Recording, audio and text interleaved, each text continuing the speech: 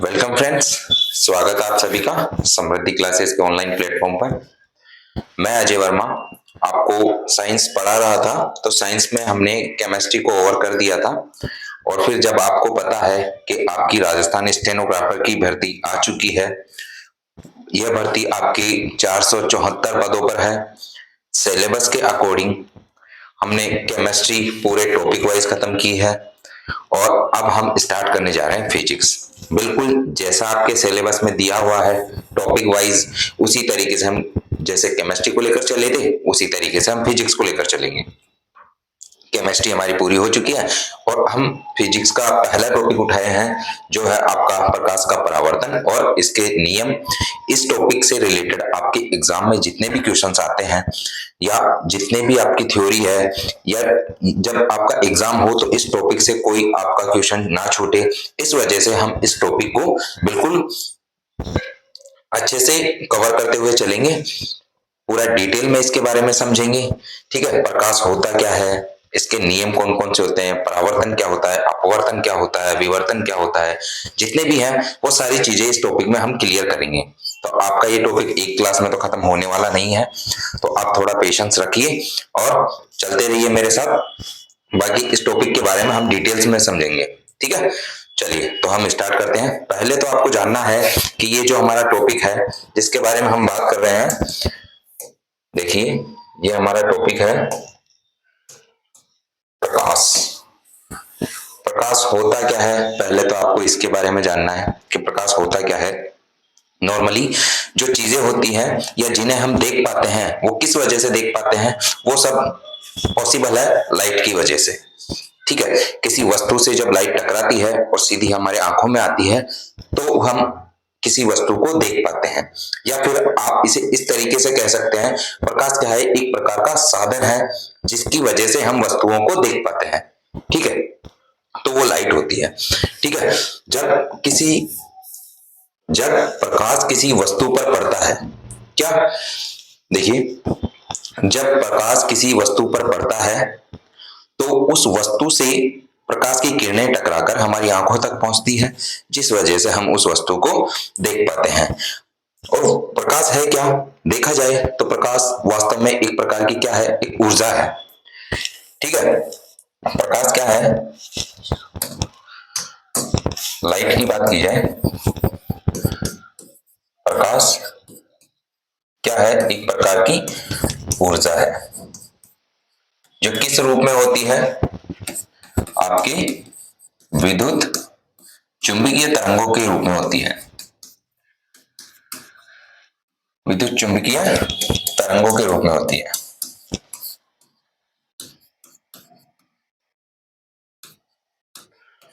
प्रकाश मैंने क्या बताया, प्रकाश एक साधन है जिसकी वजह से हम वस्तुओं को देख पाते हैं। प्रकाश एक ऊर्जा के रूप में है जिसे विद्युत चुंबकीय तरंगों के रूप में प्रकाश होता है। ठीक है, इतनी बातें। अब ये तो मैंने आपको नॉर्मली बताई, बाकी हम इतना लिख कर नहीं पढ़ने वाले हैं। मैंने इन सब के पीडीएफ बनाए हैं। हमारा जैसे ही टॉपिक खत्म होता है पीडीएफ आपको हमारे टेलीग्राम चैनल पर मिल जाएगी। डिस्क्रिप्शन बॉक्स में उसका लिंक दिया गया है, आप वहां से हमारा टेलीग्राम ज्वाइन कीजिए और सारे नोट्स आपको वहां प्रोवाइड हो जाएंगे। जैसे ही आपका टॉपिक कंप्लीट होता है, टॉपिक कंप्लीट होने के बाद इस टॉपिक से रिलेटेड आपके एग्जाम में आने वाले या जो पिछले आए गए क्वेश्चन हैं, जितने भी एमसीक्यू इस टॉपिक से रिलेटेड बनते हैं, उन सभी को सोल्व कराकर उसकी पीडीएफ भी आपको वहां पर डाल दी जाएगी। ठीक है, तो अभी तक आपने टेलीग्राम को ज्वाइन नहीं किया है तो वहां आप हमें ज्वाइन कर लीजिए। चलिए बढ़ते हैं हमारे टॉपिक की तरफ। प्रकाश की हम बात कर रहे थे। देखिए मैंने जो आपको बातें बताई वही बातें हैं। हमारा टॉपिक है पहला प्रकाश। ठीक है, जैसा सिलेबस में दिया गया है उसी अकॉर्डिंग हमें चलना है। पहला जो टॉपिक है हम भी पहला वही टॉपिक लेकर चलेंगे।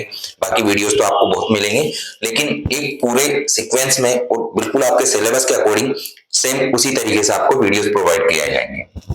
ठीक है, प्रकाश तो पहले हमने देखा कि प्रकाश क्या है, जिससे हमें देखने की अनुभूति होती है या किसी चीज से टकराकर प्रकाश हमारी आंखों में आता है। तो ये सब क्या है, प्रकाश के बारे में ये सारी बातें हैं। देखिए हमारी दृष्टि की अनुभूति जिस बाह्य भौतिक कारण के द्वारा होती है, जिस बाह्य भौतिक कारण के द्वारा होती है दृष्टि की अनुभूति, यानी हमें देखने की अनुभूति जिस बाह्य भौतिक कारण, ठीक है, कि होती है, उसे हम क्या कहते हैं, उसे प्रकाश कहा जाता है। ठीक है, मैंने क्या बताया, प्रकाश एक प्रकार का क्या है, साधन है। प्रकाश एक प्रकार का साधन है जिससे क्या होता है, हम किसी वस्तु को देख सकते हैं, जिससे हम किसी वस्तु को देखते हैं, ये क्या है, प्रकाश की वजह से पॉसिबल है। ठीक है, जब किसी वस्तु पर प्रकाश पड़ता है तो उस वस्तु से जब टकराकर प्रकाश हमारी आंखों में आता है तो हम उस वस्तु को देख पाते हैं। यही बात यहाँ कही गई है, जब किसी वस्तु पर प्रकाश पड़ता है तब उस वस्तु से प्रकाश टकराकर देखने वालों की आंखों पर पड़ता है, जिससे व्यक्ति उस वस्तु को देख पाता है। ठीक है, मैंने यहाँ सारे टॉपिक आपके लिए अच्छे से लिखे हैं, आप इनके चाहे तो नोट्स बनाइए या मैं आपको पीडीएफ प्रोवाइड करा दूंगा, आप इनका प्रिंट आउट लीजिए या आप इनके नोट्स बनाइए, पर ये सारा सब कुछ आपके एग्जाम के अकॉर्डिंग सेट किया गया है। ठीक है, चलिए अगली बात देखिए, वास्तव में क्या है प्रकाश, एक प्रकार की ऊर्जा है। मैंने बताया प्रकाश क्या है, एक प्रकार की ऊर्जा है जो किस रूप में होती है, विद्युत चुंबकीय तरंगों के रूप में होती है। किस रूप में होती है, विद्युत चुंबकीय तरंगों के रूप में होती है। ये तो रही हमारी नॉर्मल सी प्रकाश के बारे में बात। अब हम जो आगे देखेंगे, हम देखेंगे कि प्रकाश के जो नियम है, प्रकाश का परावर्तन हो गया, अपवर्तन हो गया, ये सारी जो चीजें हैं, इनके अलावा भी और प्रकाश के जितने भी आपके एग्जाम के हिसाब से नोट्स हैं या फिर इसके एमसीक्यूज हैं, ये सब तो आपको प्रोवाइड कराएंगे, लेकिन उसके पहले आपको इसको अच्छे से समझना है, नोट्स बनाने हैं।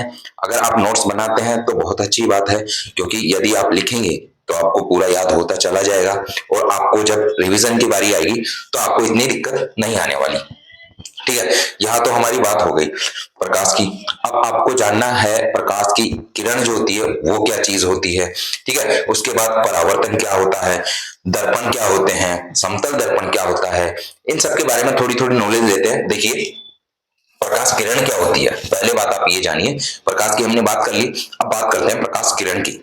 प्रकाश की प्रकृति जो होती है, यदि हम प्रकाश की प्रकृति के बारे में बात करें तो प्रकाश किस प्रकृति का होता है, प्रकाश पाया जाता है द्वैत प्रकृति में। द्वैत प्रकृति में, या हम कह सकते हैं प्रकाश की दोहरी प्रकृति होती है, या आप कह सकते हैं प्रकाश की डबल प्रकृति होती है, जैसे प्रकाश तरंग के रूप में भी होता है और प्रकाश किरण के रूप में, प्रकाश तरंग के रूप में और प्रकाश कण के रूप में, दोनों प्रकृति में प्रकाश पाया जाता है। ठीक है, तो हम नॉर्मली पहले जानते हैं कि प्रकाश किरण क्या होती है, यानी रे ऑफ लाइट क्या होती है। प्रकाश जब एक सरल रेखा में गमन करता है, क्या है कि लाइट आई वो सीधी रेखा में चल रहा है, जैसे सीधी रेखा में चल रहा है, तो उसके बारे में बात की जाए तो जब किरण के रूप में होता है तब प्रकाश एक सरल रेखा के रूप में चलता है। ठीक है, तो सीधा सीधा क्या लिखा है, सरल रेखा में गमन करने वाले प्रकाश को प्रकाश किरण कहते हैं। मैं यही बात आपको समझा रहा हूं, जब प्रकाश सीधी रेखा में गमन करता है तो वो क्या होता है, आपका प्रकाश की किरण कहलाती है। दूसरी बात देख ले परावर्तन की, जब किसी दर्पण या किसी परावर्तक सतह से प्रकाश जब टकराता है, टकराने के पश्चात चिकनी सतह या परावर्तक सतह है, जब ये इससे टकराकर पुनः लौट जाता है तो इसे क्या कहा जाता है, इसे ही प्रकाश का परावर्तन कहा जाता है। इतनी कोई बड़ी बड़ी बातें नहीं है। ठीक है, देखिए यहाँ देखिए परावर्तन क्या होता है, दर्पण या कोई परावर्तक सतह होती है, जब उस पर प्रकाश पड़ता है, पड़ने वाले अधिकांश प्रकाश को परावर्तित कर देता है, यानी जब किरण पड़ती है तो वापस पुनः उसी माध्यम में लौट जाती है, इसे क्या कहा जाता है, इसे प्रकाश का परावर्तन कहा जाता है। परावर्तन के बारे में थोड़ा सा समझिए। देखिए परावर्तन क्या होता है, ये आपकी कोई परावर्तक सतह है, ठीक है, मान लीजिए ये आपकी कोई परावर्तक सतह है, यहां से कोई प्रकाश की किरण आती है, ठीक है, और ये एक चिकनी सतह है। परावर्तक सतह का मतलब यही होता है कि चिकनी सतह है, जब इससे प्रकाश टकराएगा तो वापस इसी माध्यम में लौट जाता है, ये बीच में होता है आपका अभिलंब। ठीक है, तो प्रकाश का टकराना और वापस लौटना, यही क्या कहलाता है, यही कहलाता है आपका प्रकाश का परावर्तन। ठीक है, चलिए ये बात तो मैंने आपको बताई, जो हम बात कर रहे थे वो यहां देखिए, एक मिनट, ये देखिए दर्पण पर या किसी परावर्तक सतह पर पड़ने वाले प्रकाश को परावर्तित कर देता है, ये क्या होता है, आपका प्रकाश का परावर्तन कहलाता है। क्या कहलाता है आपका? प्रकाश का परावर्तन कहलाता है। और परावर्तन के कितने नियम होते हैं? परावर्तन के आपके लिए 2 नियम होते हैं। पहला क्या होता है कि आपका जो आपतन कोण और परावर्तन कोण ये क्या होते हैं? बराबर होते हैं। आपतन कोण क्या होता है? आपका साइन आई और आपका साइन आर जो होता है वो इक्वल होते हैं एक दूसरे के। साइन आई और साइन आर एक दूसरे के क्या होते हैं? इक्वल होते हैं। आई मतलब होता है इंसिडेंट रे या इंसिडेंट एंगल। अगले वाले पेज पे बताता हूं आपको। देखिए ये जो आपकी किरण आई ये क्या है? आपकी आपतित किरण, इसे कहते हैं आपतित किरण या फिर इंसिडेंट रे। ठीक है। और ये जो आपकी किरण गई वापस तो ये आपकी रिफ्लेक्टेड रे या परावर्तित किरण। ठीक है। तो परावर्तक सतह और अभिलंब से जो ये कोण बनाती है इस कोण को कहा जाता है आई और ये होता है आपका इंसिडेंट एंगल। क्या होता है आपका? Incident angle. और ये जो कोण आर बनता है परावर्तित होने के साथ परावर्तक सतह से जो कोण बनता है इसे क्या कहा जाता है? इसे कहा जाता है angle of reflection. Angle of reflection. ठीक है। अब समझ आई आपको बात कि जो आपका आपतन कोण और जो परावर्तन कोण बराबर होता है, यही बात मैंने आपको अभी थ्योरी से समझाई और यही बात मैंने अभी आपको यहां समझाई। क्या होता है परावर्तन का पहला नियम कि आपतन कोण और परावर्तन कोण दोनों क्या होते हैं? बराबर होते हैं। आपका आपतन कोण किसके इक्वल होता है? आपतन कोण इक्वल टू परावर्तन कोण। इसे ही कहा जाता है sine I equal to sine R. I बोले तो इंसिडेंट एंगल और आर बोले तो रिफ्लेक्टेड एंगल। ठीक है। चलिए आ गई ये बात आपको समझ में? चलिए क्या बात चल रही थी हमारी कि आपतन कोण परावर्तन कोण के बराबर होता है, पहला नियम ये। दूसरा नियम क्या कहता है कि आपतित किरण दर्पण की आपतन बिंदु, मतलब ये जो हमारा दर्पण था, ठीक है, ये जो बिंदु था ये था आपका आपतन बिंदु। बात क्या कही? आपतित किरण दर्पण के आपतन बिंदु, साथ में ये हमारा था अभिलंब और ये जो परावर्तित किरण है सभी क्या होते हैं? एक ही तल में स्थित होते हैं। वापस देखिए ये जो आपका डायग्राम बना है ये आपका परावर्तक तल है, ये आपतित किरण है, ये परावर्तित किरण है, ये अभिलंब है। तीनों क्या है? एक ही तल में स्थित है। सारे ऊपर की साइड है, इनमें से एक भी नीचे की साइड नहीं आया है। तो दूसरा नियम क्या कहता है कि आपका आपतन कोण मतलब आपतित किरण, अभिलंब और परावर्तित किरण तीनों क्या होते हैं? एक ही तल में स्थित होते हैं। ये दोनों क्या है? ये आपके परावर्तन के नियम है। पहला नियम आपतन कोण परावर्तन कोण के बराबर होता है। दूसरा नियम कि आपका आपतित किरण, अभिलंब और परावर्तित किरण तीनों एक ही तल में स्थित होती हैं। ठीक है। आगे इतनी बात समझ। चलिए अगली बात देखिए, गोलीय दर्पण क्या होता है? गोलीय दर्पण क्या होता है? देखिए ऐसा दर्पण जिनका परावर्तक पृष्ठ कैसा होता है? गोल होता है। ऐसा दर्पण जिनका परावर्तक पृष्ठ कैसा होता है? गोल होता है। ये कोई गोला होता है, जब इसके भाग को काट दिया जाता है तो फिर इसको काटने के बाद इस पर क्या किया जाता है? पॉलिश की जाती है। या तो गोलीय दर्पण के बाहर की साइड पॉलिश की जाती है या दर्पण के अंदर की तरफ पॉलिश की जाती है। तो ये क्या होता है? दर्पण का परावर्तक सतह बन जाता है। ठीक है। तो ये होता है आपका गोलीय दर्पण। आई बात समझ में? क्या होता है? ऐसा दर्पण जिसका परावर्तक पृष्ठ गोलीय होता है तो वो क्या होता है हमारा? वो हमारा होता है गोलीय दर्पण। सॉरी। हाँ, अगली बात, गोलीय दर्पण कितने प्रकार के होते हैं? आप स्टार्टिंग से पढ़ते आए बचपन से। 2 प्रकार के होते हैं, एक होता है आपका उत्तल दर्पण और एक होता है आपका अवतल दर्पण। ठीक है। चलिए अगली बात देखिए, प्रकाश का अपवर्तन क्या होता है? परावर्तन हमने देख लिया। ठीक है। अब बात करते हैं अपवर्तन की। प्रकाश का अपवर्तन क्या होता है? अपवर्तन का मतलब होता है जब प्रकाश की कोई किरण आती है तो परावर्तन में तो क्या था? प्रकाश की किरण आई और वापस उसी माध्यम में लौट गई। अपवर्तन में क्या सीन होता है? प्रकाश की किरण आई, ये बीच में आपका अभिलंब है, इससे थोड़ी रिफ्लेक्ट होके अभिलंब की ओर झुक जाती है। ठीक है। ये होता है अपवर्तन का नियम। ठीक है। जब प्रकाश किरण किसी एक माध्यम से आती हुई दूसरे माध्यम में प्रवेश कर जाती है तो वहां क्या होता है, आपका अपवर्तन होता है। जब प्रकाश किरण एक माध्यम से दूसरे माध्यम में प्रवेश करती है तो वह अपने प्रारंभिक मार्ग से थोड़ी विचलित हो जाती है। मैंने सीधी सीधी बात में बताई और यहाँ पे थ्योरी लिखा हुआ है। अगर आपको इस तरीके से समझना है तो इस तरीके से समझिए, और बाकी मैं आपको समझाने की दोबारा कोशिश करता हूं। देखिए, ये आपका मान लीजिए ये कोई कांच की पट्टी है। क्या मानते हैं, ये कोई हमारी कांच की पट्टी है, ठीक है। अब यहां से आती है हमारी आपतित किरण और ये है हमारा अभिलंब, ठीक है। और ये होता है हमारा आपतन बिंदु, जहां आकर किरण टकराती है आपका आपतन बिंदु होता है। ये है हमारी आपतित किरण। कौन सी किरण है, ये आपतित किरण है। परावर्तन का होता तो क्या था, तीनों एक ही तल में होते हैं, मतलब ये वापस पुनः उधर ही लौट जाती।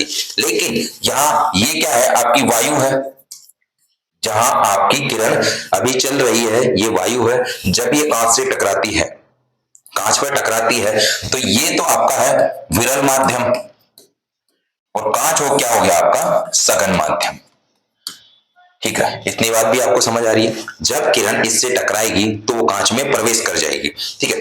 जब विरल माध्यम से ही कोई प्रकाश की किरण सघन माध्यम में जाती है तो वह अपने अभिलंब की ओर झुक जाती है। अब इसी बात को दूसरी तरीके से देखिए, यदि सघन माध्यम से कोई किरण विरल माध्यम में जाती है तो अभिलंब की ओर नहीं झुकती, वो अभिलंब से दूर हट जाती है, ठीक है। ये कुछ कुछ नॉर्मल बातें हैं जो आपके एग्जाम में सीधा इनसे क्वेश्चन भी आते हैं, ठीक है। तो यही है आपका, मैं जो यहां समझाना चाह रहा था कि अपवर्तन क्या होता है। जब प्रकाश की किरण एक माध्यम से दूसरे माध्यम में प्रवेश करती है तो वो अपने आरंभिक बिंदु से थोड़ी विचलित हो जाती है। इस घटना को क्या कहते हैं, इसे कहा जाता है प्रकाश का अपवर्तन।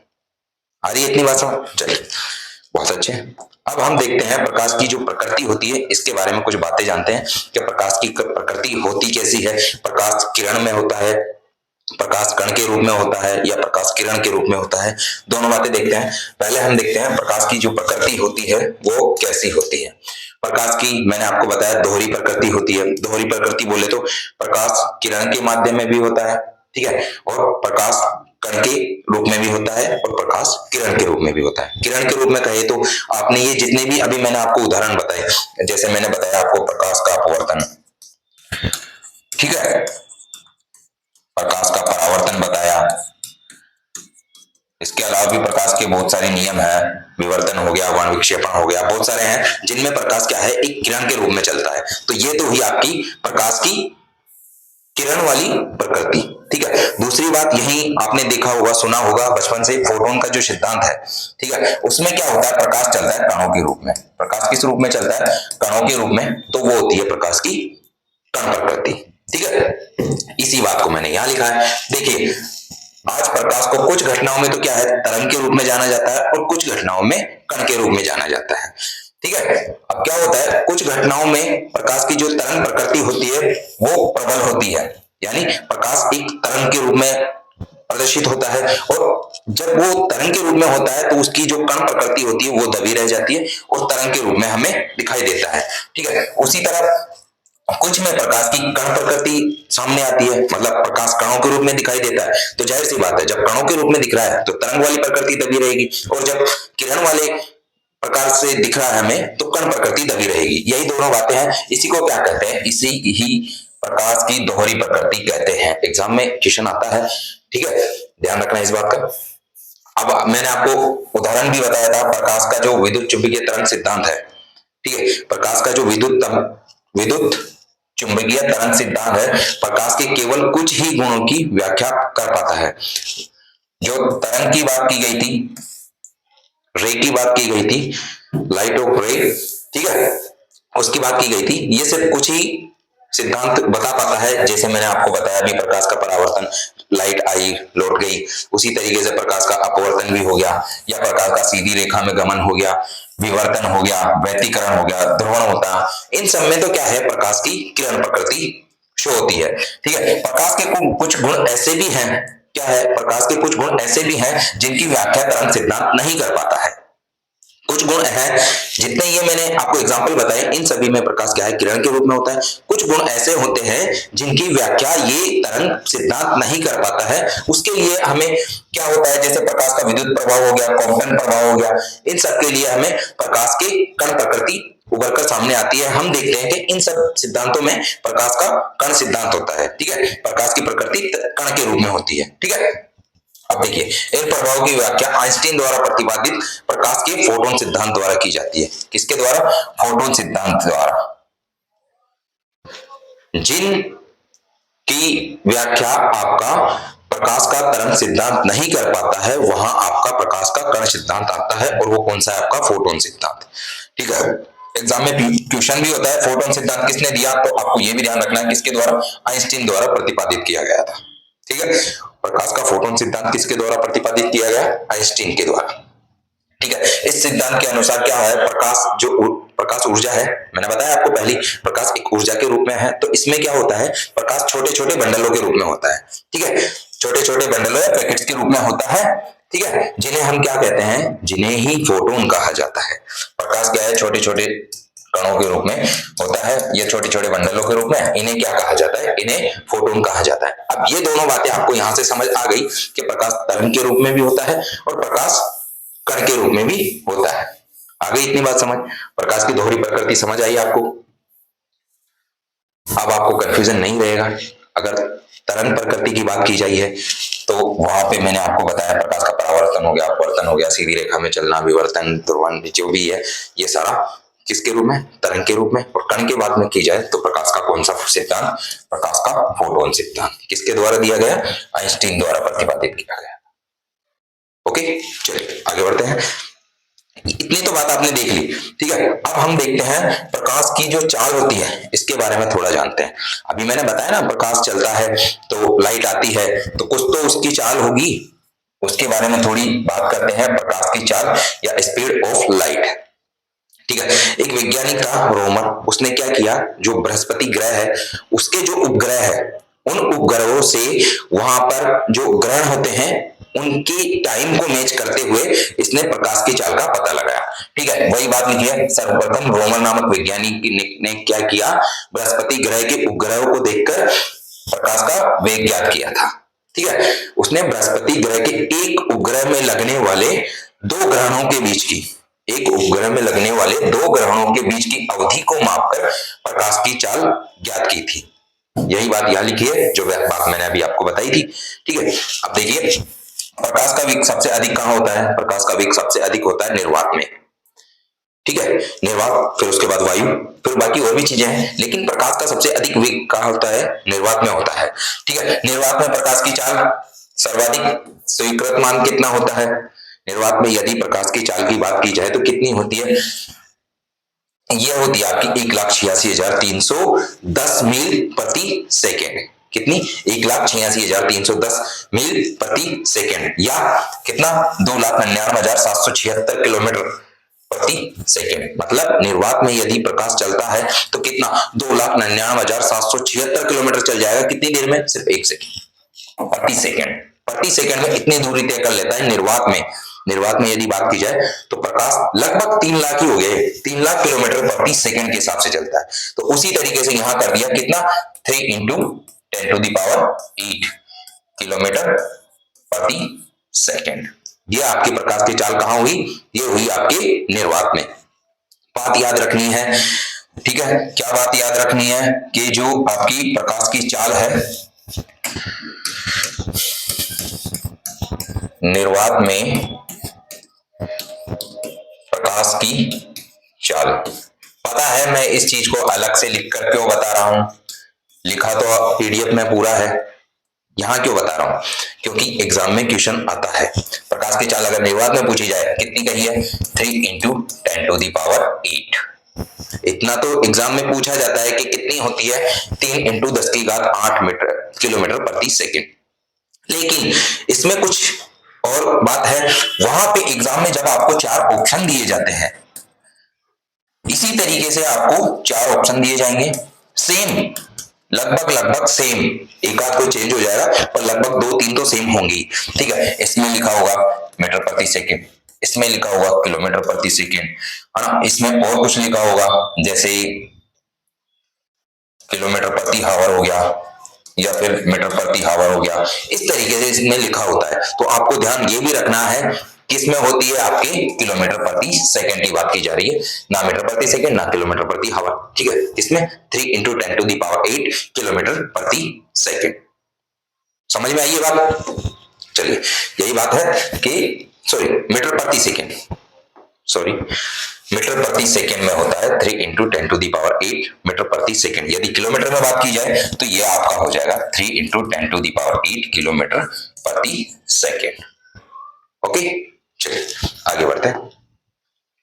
हाँ सॉरी, देखिए अब इतनी बात तो हमने कर ली थी कि प्रकाश की जो चाल होती है निर्वात में कितनी होती है, 3 इंटू 10 की घात 8 मीटर प्रति सेकंड होती है। और किसी अलग अलग पदार्थ में प्रकाश की चाल का वेग अलग अलग होता है, ठीक है। किसी पदार्थ में प्रकाश की चाल निर्वात से कम होती है तो किसी में निर्वात से ज्यादा होती है। निर्वात की कुल तुलना में हवा में प्रकाश की चाल कितनी होती है, 0.03% कम होती है। जो हमारी वायु होती है उसकी बात की जाए तो हमने अभी देखा निर्वात में कितना था, 3 into 10 to the power 8 metre प्रति सेकेंड था। ओके, अब यही बात यदि हम वायु के लिए करें तो इसका 0.03% कम होता है। कहां? आपकी वायु में। हवा में इसका 0.03% कम होता है। और पानी में बात की जाए तो इसका 25% कम होता है पानी में।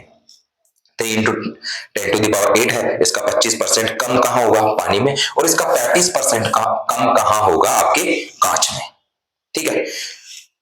चलिए अभी मैं आपको आगे एक टेबल बनाकर लाया हूं जिसमें निर्वात के लिए भी लिखा है, पानी के लिए भी लिखा है, सब कुछ लिखा है, ठीक है। वहां देखेंगे प्रकाश को सूर्य से पृथ्वी तक आने में कितना समय लगता है। ये भी सीधा क्वेश्चन आपके एग्जाम में आता है, ठीक है। क्या था वो क्वेश्चन आपका कि प्रकाश को सूर्य से पृथ्वी पर आने में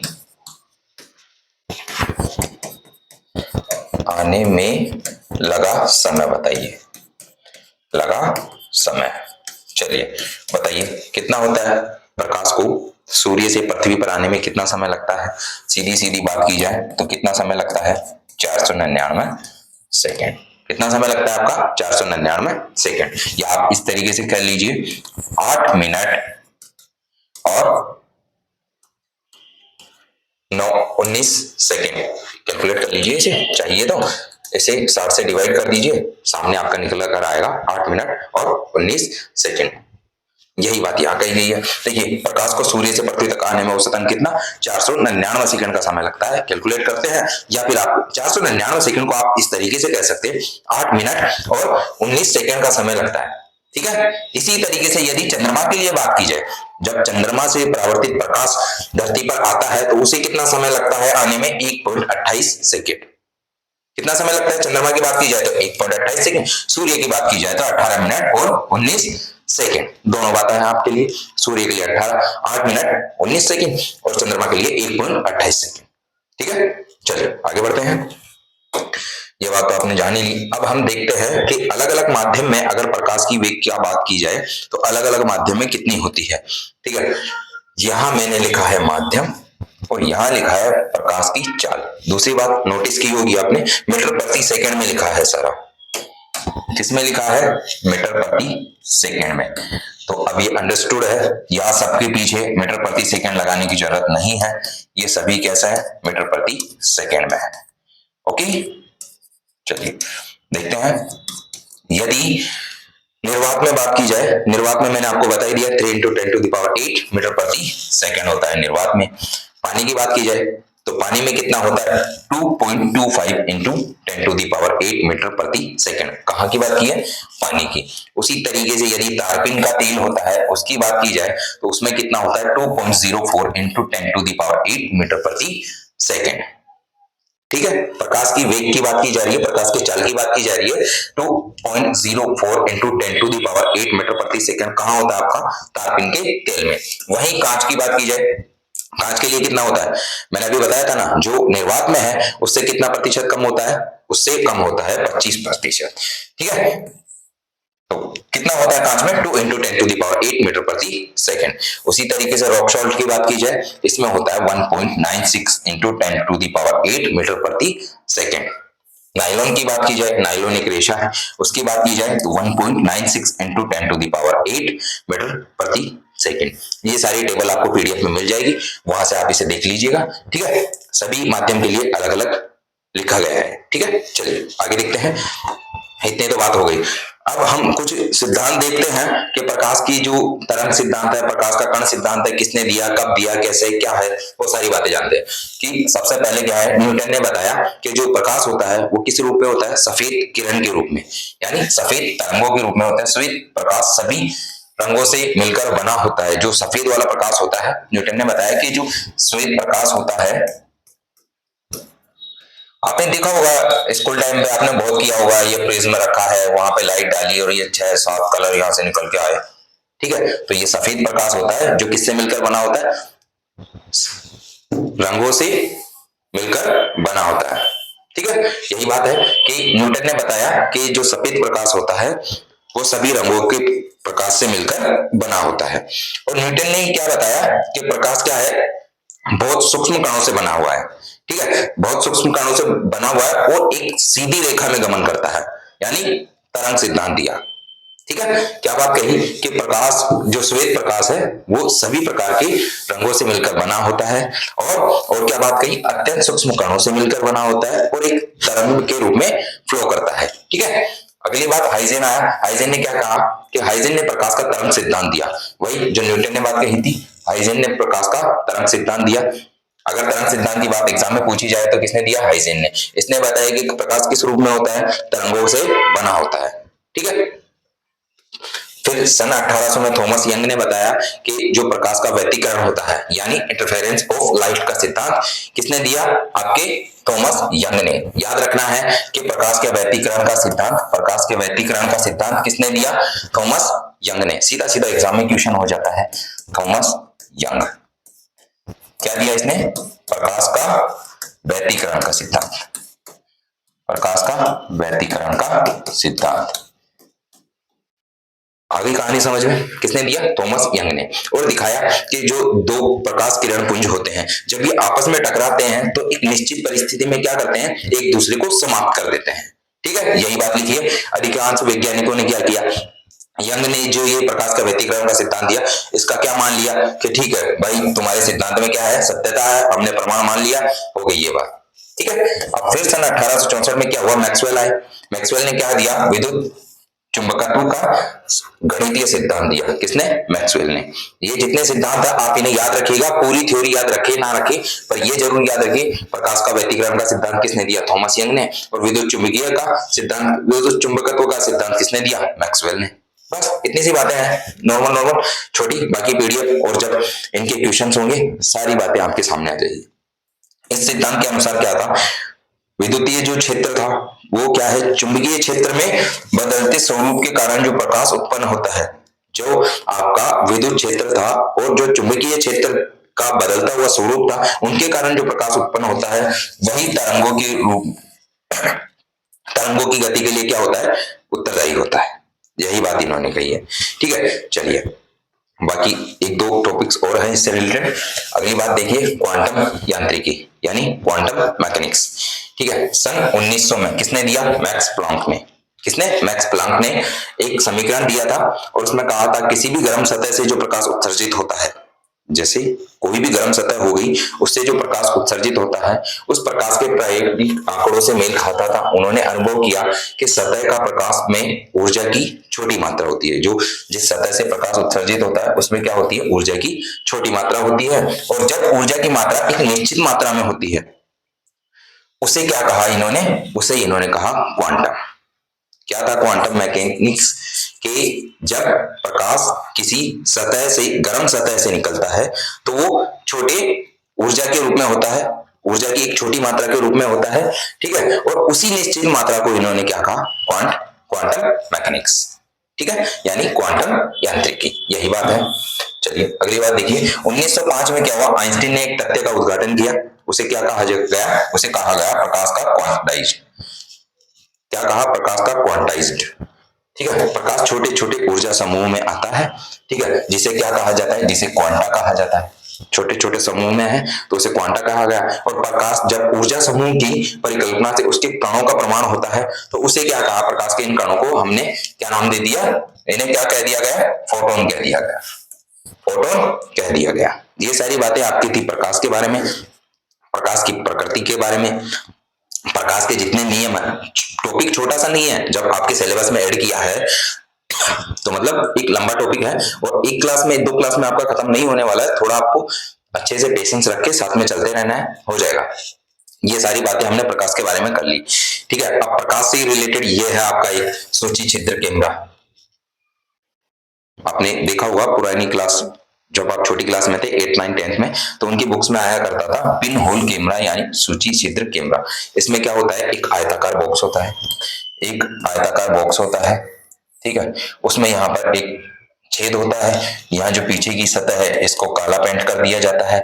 यहाँ पर क्या रखा जाता है, कोई प्रकाश स्रोत रखा जाता है। जब किरणें इससे इस होल से होते हुए इस के ऊपर जाती है तो यहाँ पर क्या बनता है, प्रतिबिंब बनता है। तो यही था आपका सूची छिद्र कैमरा, ठीक है। अब इसके बारे में थोड़ा समझ लीजिए। ये तो मैंने आपको एक थ्योरी के रूप में थोड़ा सा समझाने के लिए बता दिया। चलिए इसके बारे में थोड़ा समझते हैं कि सूची छिद्र कैमरा होता क्या है, दिखता कैसा है। मैं अभी आपको दिखाऊंगा, पर आप थोड़ा समझ लीजिए कि होता किस तरीके का है। देखिए इसमें क्या होता है, लकड़ी का बना हुआ एक आयताकार बॉक्स होता है, जैसा मैंने यहाँ बनाया था। ये लकड़ी का बना हुआ एक आयताकार बॉक्स होता है। इसकी भीतरी जो सतह होती है काले रंग से पोत दी जाती है। कैसे, काले रंग से पोत दिया इनको ऐसा, ठीक है, काले रंग से पोत दी जाती है। सामने वाली दीवार के ठीक मध्य में क्या होता है, एक सुई की नोक के बराबर क्या किया जाता है, छेद किया जाता है, ठीक है। सुई की नोक के बराबर छेद किया जाता है और पीछे वाली दीवार पर यहाँ पर शीशा लगा दिया जाता है या फिर तेल का लेप कर दिया जाता है, ताकि वहां पर क्या होता है, उसका प्रतिबिंब बन सके, ठीक है। मैं देखिए मैं आपको दिखाई देता हूं, बना रहा हूं क्या। देखिए यहाँ देखिए, ये है आपका सूची छिद्र कैमरा, ये है आपका सूची छिद्र कैमरा, ये है आपका आयताकार बॉक्स, ठीक है। ये है आपका प्रकाश स्रोत, जो ये आपको मोमबत्ती दिख रही है, ये आपका प्रकाश स्रोत है, ठीक है। इस कैमरे को यहाँ पूरा काले कलर से पेंट किया गया है। पीछे की सतह पर तेल लगाया गया है या फिर शीशा लगाया गया है, ताकि जब ये रिफ्लेक्ट हो तो इसका प्रतिबिंब बन सके, ठीक है। जब प्रकाश की किरण इसमें एंटर करती है, ये प्रकाश की किरणें जब इसमें एंटर करती है इस छेद से, तो ये वस्तु का उल्टा प्रतिबिंब बनाती है। अब ये बात 2-3 जगह के पहले बात कि इन दोनों के बीच में दूरी कितनी है, उसके बीच में छेद कितना बड़ा किया गया है, आपका जो प्रकाश स्रोत है वो छोटे लेवल का है या बड़े लेवल का है, ये सारी बातें इसमें मायने रखती हैं, ठीक है। जब हम कैमरे के सामने कोई वस्तु या प्रतिबिंब रखते, कोई वस्तु या वस्तुबिंब रखते हैं तो उसमें होता क्या है, कैमरे के पीछे वाली दीवार पर इसका क्या बनता है, एक प्रतिबिंब बनता है। यह बात मैं आपको इतनी देर से समझा रहा हूं कि जैसे ये वस्तु है, जब इस छेद से लाइट इसके अंदर जाएगी तो पीछे इसका क्या बनेगा, प्रतिबिंब। क्यों, क्योंकि पीछे वाली सतह को हमने तेल का लेप किया है या एक तरीके से उसे परावर्तक सतह बनाया है, ठीक है। तेल का लेप किया गया है या शीशा लगाया गया है, ठीक है। अब इसने कहा क्या है, वस्तु के ऊपरी भाग से निकलने वाली किरणें सीधी रेखा में चलकर पीछे वाली दीवार के निचले भाग में, जैसा मैंने बताया, ये यहां से कोई किरण निकली, सीधी रेखा में चली और वस्तु के नीचे वाले भाग पर, और उसी तरीके से जो नीचे वाली है वो दीवार के निचले भाग से आती है और वस्तु को निचले भाग से निकलने वाली किरणें पीछे वाली दीवार के ऊपरी भाग पर टकराती है, ठीक है। जब ऊपर वाली आपकी किरण नीचे आती है और नीचे वाली किरण आपकी ऊपर जाती है, तो इन दोनों के टकराने से क्या होता है, आपका प्रतिबिंब बनता है, ठीक है। पीछे वाली दीवार के ऊपरी भाग में आती है। इतनी बात तो आपने समझ ली। यही कारण है कि किसी वस्तु का उल्टा प्रतिबिंब इस कैमरे में दिखाई देता है। उल्टा क्यों दिखाई दिया, आप समझ गए कि जो ऊपर वाली लाइन थी वो नीचे टकराई और जो नीचे वाली किरण थी वो ऊपर जाकर टकराई, तो एकदम ऑपोजिट हो गया। इस वजह से इसका प्रतिबिंब कैसा हुआ, उल्टा प्रतिबिंब इस कैमरे में दिखाई दिया। इसी से सिद्ध क्या हुआ कि प्रकाश किरण सीधी रेखाओं में गमन करती है। सीधा सीधा कहने का मतलब यही था कि प्रकाश की किरण जो होता है उसका सीधी रेखा में चलना बताया गया है इस कैमरे की वजह से, ठीक है। देख ली कि प्रकाश किरणें सीधी रेखाओं में गमन करती है। यदि कैमरे की सामने वाली दीवार पर क्या किया जाए, एक से अधिक छिद्र कर दिए जाए। यहाँ पर मान लीजिए, यहाँ पे एक ही नहीं, यहाँ पे एक छिद्र कर दिया, यहाँ पे भी एक छिद्र कर दिया, अलग अलग छिद्र कर दिए जाए तो क्या होता है, छिद्रों की संख्या के बराबर ही इनके क्या बनेंगे, इनके उतने ही प्रतिबिंब बनेंगे जिनका जितने नंबर छेद किए गए हैं। एक छेद किया गया, एक प्रतिबिंब बनेगा, दो किए हैं, दो बनेंगे, 10 किए हैं, 10 बनेंगे। ठीक है, यही बात कही गई है। क्या कहा, पीछे वाली दीवार पर छिद्रों की संख्या के बराबर ही प्रतिबिंबों की संख्या होगी। ठीक है, यदि अनेक छिद्रों के बदले में एक ही बड़ा छेद कर दिया जाए, मान लो कि छोटे ज्यादा छेद ना करके एक ही बड़ा छेद कर दिया जाए तो क्या होगा, तब भी उसी तरह का प्रतिबिंब बनेगा, क्योंकि बड़े छिद्र को हम छोटे छिद्रों का समूह मान लेते हैं कि जब इतने सारे छेद हमने किए हैं, छोटे छोटे, इन सबको मिलाकर एक बड़ा छेद कर दिया तो भी प्रतिबिंब तो वही बनेगा। ठीक है, आ रही है बात, प्रतिबिंब का आकार, छिद्र के पर्दे की दूरी। मैंने बताया था ना कि ये जो प्रतिबिंब का आकार है, कि छोटा बन रहा है, बड़ा बन रहा है, ये किस पर डिपेंड करता है कि एक पेन के बीच में दूरी कितनी है। वही बात की गई है, प्रतिबिंब का आकार, छिद्र से पर्दे की दूरी, ये जो छेद है यहां से इस दूरी के बीच में भी क्या करता है, इस पर निर्भर करता है। और दूसरी बात, आपके प्रकाश स्रोत के डिस्टेंस के ऊपर भी ये क्या करता है, इसके ऊपर निर्भर करता है। ठीक है, आ रही इतनी बात आपको समझ में? चलिए, ये हुआ आपका सूची छिद्र कैमरा। दोबारा देख लीजिए किस तरीके का है। ये है आपका सूची छिद्र कैमरा, ये प्रकाश स्रोत है, यहाँ आयताकार बॉक्स में छेद किया गया है, दीवारें काले रंग से पोती गई है, पीछे वाली दीवार पे तेल या किसी शीशे को लगाया गया है। जब ऊपर वाली किरण नीचे जाती है और नीचे वाली किरण ऊपर जाती है, इस वजह से क्या होता है, इनका उल्टा प्रतिबिंब बनता है। इस छेद की डिस्टेंस मायने रखती है कि प्रतिबिंब छोटा बनेगा या बड़ा बनेगा। ठीक है, इतनी कहानी समझ आई। चलिए, अब आपको मैं कुछ एक ये भी बात देख लीजिए आप कि प्रतिछाया और उपछाया क्या होती है। नाम ही इनके थोड़े खतरनाक है, प्रतिछाया और उपछाया, लेकिन आप डरिए नहीं, अम्बरा और पेनम्बरा भी यही इनका नाम है। ठीक है, जब प्रकाश किरणें क्या होती है, इस तरीके से समझिए, ये डायग्राम देखिए, ये है हमारा प्रकाश स्रोत, ये है प्रकाश स्रोत, हमने सीधा टॉर्च मारी और दीवार पे पूरी लाइट चली गई। ठीक है, यहां तक कोई दिक्कत नहीं थी, लेकिन हमने रास्ते में कुछ इसकी अवरोध रख दिया। ठीक है, या कुछ रजिस्ट करने के लिए कुछ ऐसी चीज रख दी जहां से प्रकाश उसे पार ना कर सके। ठीक है, अब जहां से प्रकाश पार नहीं कर पाया, ये ऐसी चीज रखी है हमने कि यहां से प्रकाश इसे पार नहीं कर पाया। ठीक है, इसके जो पीछे वाला हिस्सा है ये कैसा रहेगा, ये काला ही दिखाई देगा। आप रखिए कुछ भी ऐसी चीज और टॉर्च जलाइए तो सामने दीवार पे जब इसका प्रतिबिंब बनेगा तो जिस हिसाब की हमारी वस्तु है उस हिसाब से तो दीवार पर काला काला रह जाएगा, बाकी जगह पे प्रकाश पहुंच जाएगा। ठीक है, यही बात है, यही है आपके प्रतिछाया और उपछाया, बस नॉर्मल। जब प्रकाश किरणों के रास्ते में कोई अपारदर्शी वस्तु आ जाती है, अपारदर्शी वस्तु बोले तो, अपारदर्शी वस्तु कहे तो मतलब कोई ऐसी वस्तु जिसे प्रकाश पार ना कर सके। अपारदर्शी वही होता है, जैसे कोई पत्थर रख दिया, कोई लोहे की शीट रख दी, टेबल रख दी, कुछ ऐसी चीज जिसे प्रकाश पार ना कर सके। ठीक है, ऐसा नहीं आपने एक कागज रख दिया, एक पन्नी रख दी। अपारदर्शी वस्तु का मतलब जिसे प्रकाश पार ना कर सके। दोबारा देखिए, जब प्रकाश किरणों के रास्ते में कोई अपारदर्शी वस्तु आ जाती है तो प्रकाश की किरणें आगे नहीं जा पाती। वही बात है, वहां से तो आगे नहीं जा पाएगी, लेकिन उसके किनारों से टकरा कर तो आगे जाएगी।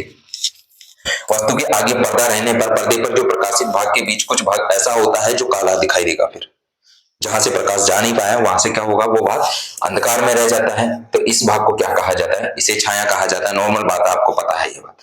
ठीक है, और छाया की लंबाई और आकार किस पर डिपेंड करता है ये बताया गया है।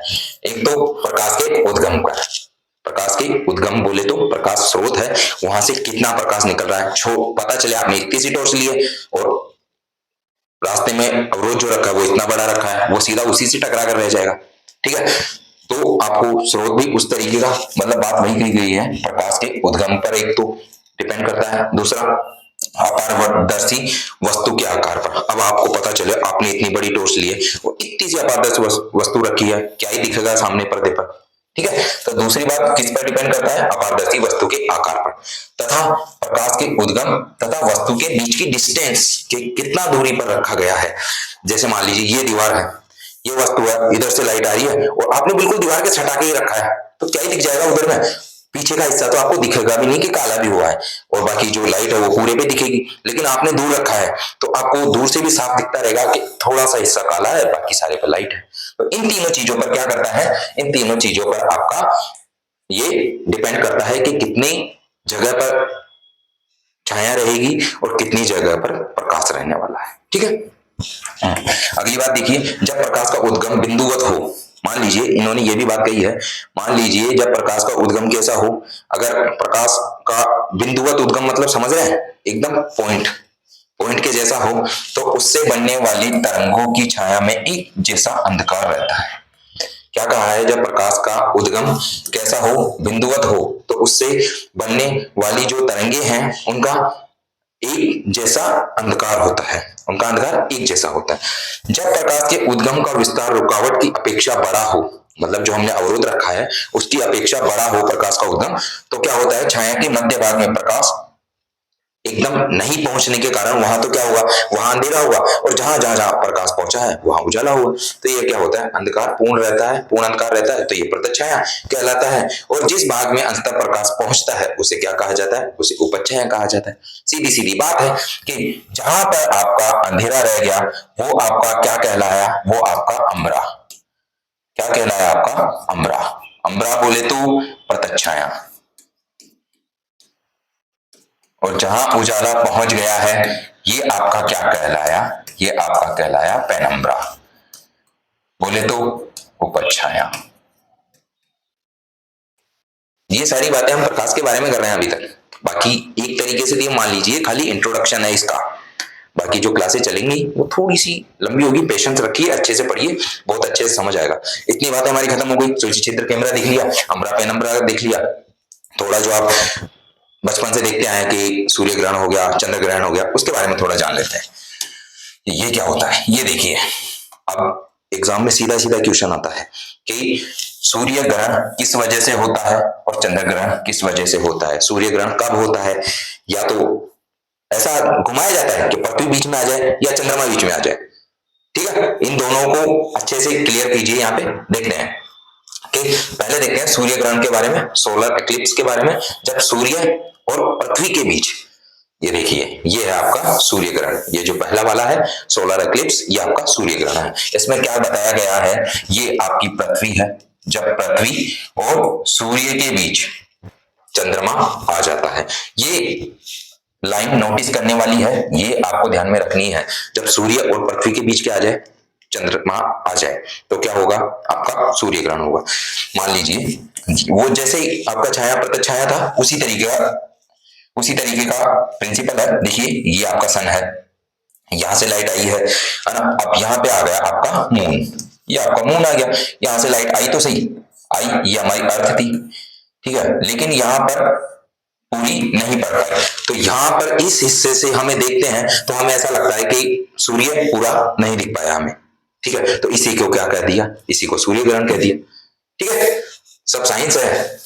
जब सूर्य तथा पृथ्वी के बीच चंद्रमा आ जाता है तो चंद्रमा की छाया पृथ्वी पर पड़ती है। जाहिर है कि जिस हिस्से से पीछे देख रहे थे ना छाया प्रत्यक्ष छाया, जिस हिस्से से प्रकाश नहीं जा पाया तो वहां तो अंधेरा रहेगा, वहां तो छाया पड़ेगी, उसी को कहा गया है यहाँ सूर्य ग्रहण।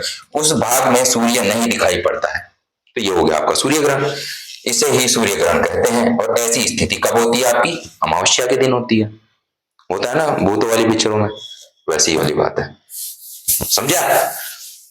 तो ये था आपका सूर्य ग्रहण। और चंद्र ग्रहण क्या होगा, अब की बार क्या बीच में आने वाला है, अब की बार आपका पृथ्वी बीच में आने वाली है, किसके, सूर्य और चंद्रमा की। जब सूर्य ग्रहण था तो चंद्रमा बीच में आ गया, किसके, पृथ्वी और सूर्य के बीच में चंद्रमा आ गया। अब चंद्र ग्रहण है तो पृथ्वी और सॉरी चंद्रमा और सूर्य के बीच आके पृथ्वी आ जाएगी सीधा। क्यों, क्योंकि चंद्रमा क्या है, आपकी पृथ्वी का एक उपग्रह है, तो पृथ्वी के चारों ओर चक्कर लगाता रहता है। ठीक है, वही बात है, सीधी सीधी नॉर्मल बातें हैं, ये तो आप बहुत टाइम से पढ़ते आ रहे जानते हैं। देखिए चंद्रग्रहण क्या होता है, जब सूर्य और चंद्रमा के बीच क्या आ जाती है, पृथ्वी आ जाती है, यही बात है। ये आपका मून है, ये आपका सन है। जब सूर्य से लाइट आई और पृथ्वी बीच में आ गई तो वहां उस भाग पे अंधेरा हो जाएगा, अंधेरा हो गया तो ये आपका ग्रहण हो गया। जब सूर्य और चंद्रमा के बीच में पृथ्वी आ जाती है, ये लाइन इंपॉर्टेंट, जिस तरीके से ऊपर थी, जब सूर्य व चंद्रमा के बीच पृथ्वी आ जाती है तो वो आपका चंद्र ग्रहण होता है। और पृथ्वी की छाया चंद्रमा पर नहीं पड़ती है तो चंद्रमा का वह भाग क्या होता है, दिखाई नहीं देता, काला हो जाता है, इसे ही चंद्रग्रहण कहते हैं। ठीक है, इतनी बातें आ गई समझ में। चलिए, ये एक नोट करने वाली बात है, इसको ध्यान रखिए। हर महीने आपको चंद्रग्रहण नहीं दिखाई देता है, हर महीने आपको चंद्रग्रहण नहीं दिखाई देता है। क्यों? क्योंकि पृथ्वी का कक्षतल है और चंद्रमा का जो कक्षतल है वो कितना डिग्री कोण बनाती है, 5 डिग्री का कोण बनाती है। इस वजह से आपका हर महीने का चंद्रग्रहण नहीं दिखाई पड़ता है। आ गई ये बातें समझ में। चलिए, ये हमारी बातें हुई, हमने क्या देखा, प्रकाश के बारे में थोड़ा जाना, उसके बारे में प्रकाश की प्रकृति जानी, प्रकाश की चाल के बारे में बात की, अलग अलग माध्यम में प्रकाश के चाल के बारे में बात की। उसके बाद कुछ सिद्धांत थे जितने भी प्रकाश के वो जाने, सूची छिद्र कैमरा हमने देखा, मैंने आपको डायग्राम भी दिखाया। उसके बाद हमने अम्बरा और पेनम्बरा, प्रत्यक्षाया रूपच्छाया देखी। उसके बाद हमने ग्रहण देखे। ठीक है, और ये रही आज की हमारी क्लास का ओवर। अब अगली जो क्लास होगी इसमें हम प्रकाश के जो नियम हैं उनके बारे में चर्चा करेंगे। आज की क्लास का इतना ही था आपके लिए। ठीक है, तैयारी अच्छे से कीजिए। वीडियो आपको अच्छा लगा हो लाइक कीजिए।